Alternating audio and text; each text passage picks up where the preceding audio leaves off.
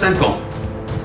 5 ans qu'on n'allait pas d'Arras sur le littoral, mon cher Frédéric, sans prendre le train en passant par l'Étoile. 5 ans.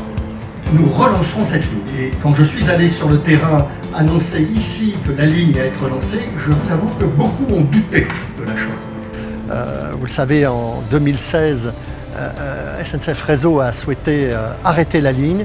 Et Xavier Bertrand l'a dit immédiatement, il n'est pas question que cette ligne soit fermée.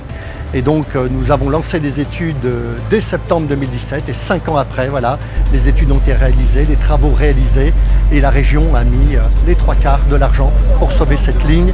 L'engagement qu'on avait pris de rouvrir cette ligne est tenu et on va pouvoir aller de Saint-Paul à Arras sans problème.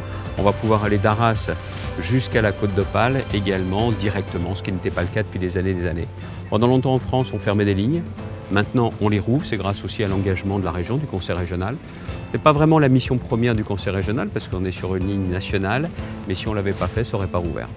Donc c'est un événement parce que c'est tout un territoire qui à nouveau va être desservi par le train.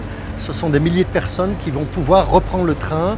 Ce sont des collégiens, des lycéens, des habitants qui vont pouvoir retrouver une ligne qui va les amener dans les villes autour de Saint-Paul, Arras, Béthune et Tarbes. C'est à peu près 100 millions d'euros l'ensemble de l'Étoile. Il ne faut pas oublier qu'il y a 120 000 personnes qui habitent autour de l'Étoile de Saint-Paul, les 3 branches de l'Étoile de Saint-Paul, et que pour moi, il n'y a pas de citoyen de vitesse. Et que quelqu'un qui habite au cœur de l'île ou d'Amiens, aussi important que quelqu'un qui habite autour de Saint-Paul ou à Saint-Paul. Quelqu'un qui habite autour de Saint-Paul, dans le Pas-de-Calais, est aussi important que les gens qui sont au cœur d'Amiens ou au cœur de l'île.